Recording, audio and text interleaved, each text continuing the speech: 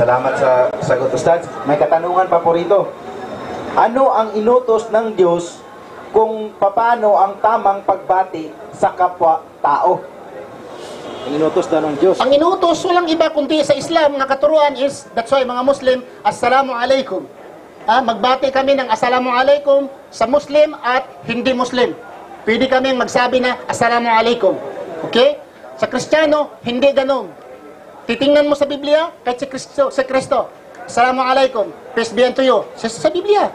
Pagdating niya sa mga disipulo niya, sa nakita niya mga disipulo, sabi ni Kristo, peace be unto you.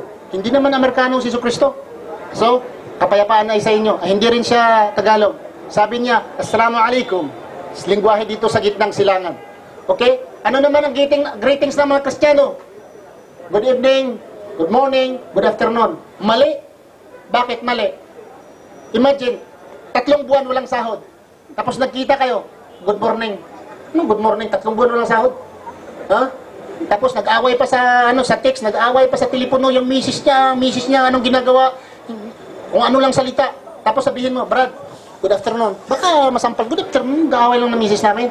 Ha? Walan kang trabaho. What is good morning? Mayroon pang iba. Bro, good evening. Umaga na, nagkamali, naging good evening. Ha? Mag-night swimming pa daw, kahit udtong tutok, mag-night swimming. Magkakamali ka kung minsan, di ba? Good afternoon. Uy, good afternoon ka pala ngayon, gabi na pala. Magkakamali ka kung minsan, di ba? At naiinsulto mo pa. Ikaw bro, example rin doon ha. Mayroong suntukan dito, Pilipino, mahilig sa suntukan, pero pinipigilan lang ang sarili dahil Qatar ito, dahil sa batas. Sa atin, suntukan, duguan. Bro, good afternoon. Duguan pa nga ang bunganga, good afternoon.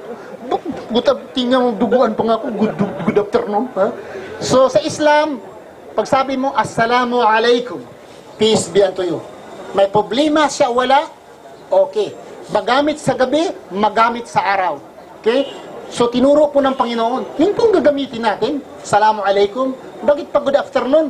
Una, bro, mahilig pa itong Pilipino good afternoon. English pa, hindi naman sa Amerikano. Ibisaya God, nilad kayo. Ha?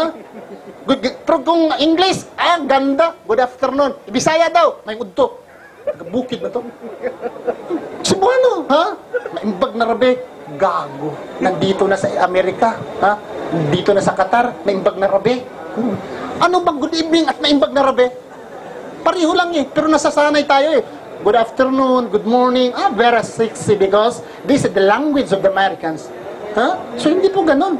So kung tayo ay Tagalog, mag-Pilipino or Bicolano, walang problema. Ang greetings po na maganda ay Assalamu alaikum.